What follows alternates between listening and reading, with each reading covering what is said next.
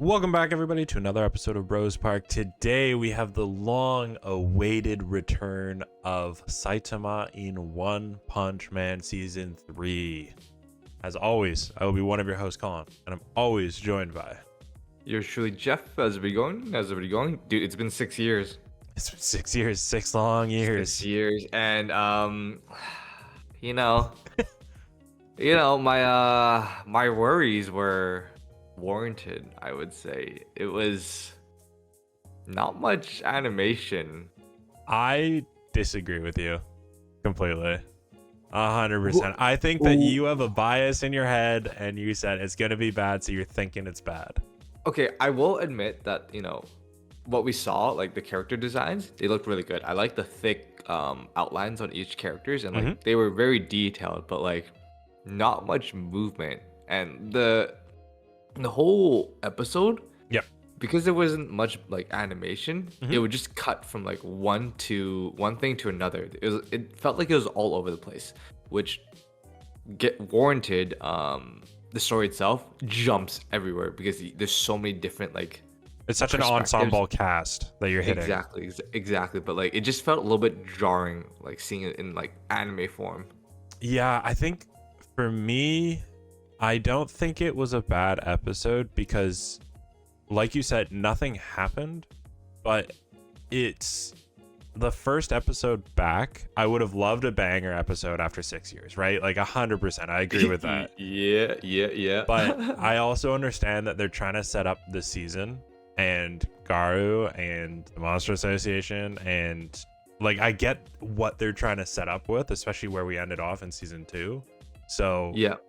I will hold off on my review of like, hey, this season is good or bad. Obviously, it's the first episode, but it could be you're right in the next couple episodes. Yeah, I have like a slimmer of hope where whatchamacallit, they're saving that budget, the animation budget for like the fights. Hopefully. Hopefully, yeah. Just. I mean, they've got like 6 years of budget, right? Yeah, it was a little rough. It was a little rough watching this. Okay. Well, look, right out of the gate, we're kind of basically where we left off 6 years ago. It's been no time jump or anything like that. The Hunters Association is trying to figure out a plan to get the kidnapped kid back. And Wakama could. Yes, and that's it. We could honestly stop this recap episode right there. wrap it up. But we also see Fubuki try and recruit Saitama into her Blizzard organization. Yep. So she like goes to his place. Old creepy guy answers the door. She's like, who the hell is this guy? But because like I think it's Bang's brother Bomb. No one knows who he is, right? So he leads her in, and she just looks at the floor. She's like, what the fuck? There's Saitama, there's Genos, there's Bang, there's that other old guy, and there's King. Like what? There's like almost half the S classes are in Saitama's room. She's like, what the fuck? And like her reaction. This is a little bit of a critique on my end. There's a lot in this episode where it would show like a character and it would go left to right, down to up, up and down. So it zoomed, it showed a close up of her face going from bottom to up.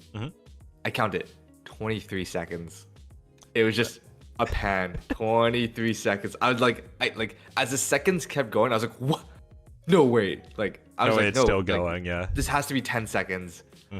15, 20, 23. I was like, what?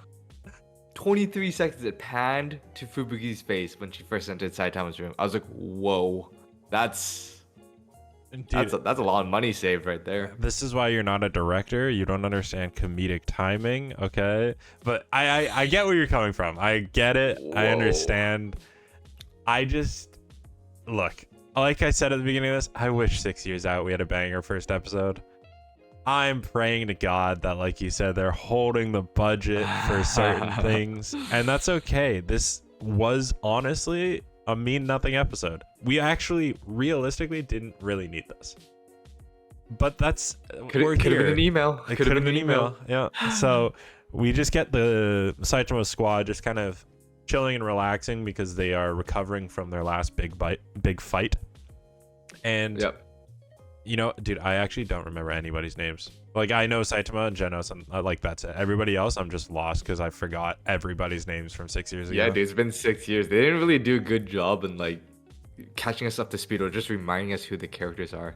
But No. that's about it. There's also you see Gar's point of view too. He wakes up from the in like a cell because after his like beatdown from Genos and Bang, the Phoenix monster actually like swooped in and took him out. This is all happened 6 years ago, by the way. So it's kind of hard to remember. But he wakes up, gets a script from Choro-sama. Yep.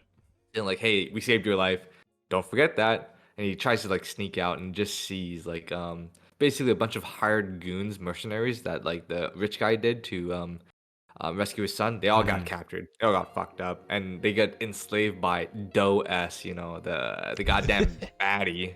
Yeah, and there the was baddie mistress. was it the not Metal Knight, the armored like metal armor soldier that was sent by the organization to help the Monster Association? Yeah. So I forgot his name, but I he forgot looks it. so sick. He's so also sick. a demon class, I think, or Yeah, demon yeah, threat yeah. level. So they get there, and we get into the whole story of Garu joining the Monster Association under the leadership, with one single condition from the King Orochimaru,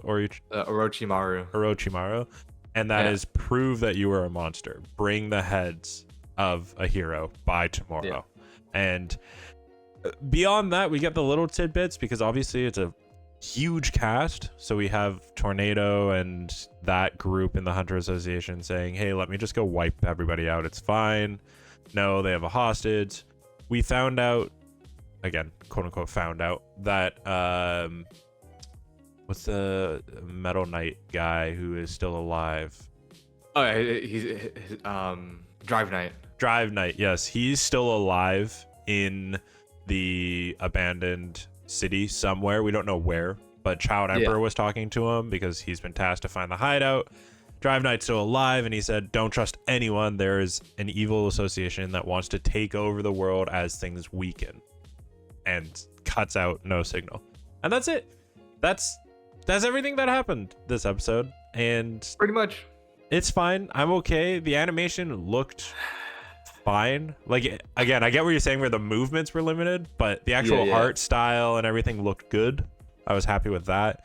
What do you feel about Genos' armor? We need to talk about that. Thank God. It looked better. It looked better than season 2. Not as good as season 1, but season 1's an anomaly. So it is what it is. But yeah, that kind of wraps up this episode, really. Yeah, I'm looking forward to more fights, and hopefully we get that in the coming episodes. But, you know, let us know what you thought of episode 1 in the comments down below. Leave a like, hit that sub button, all of that good stuff, and check out all the other series we're recapping almost every day of the week.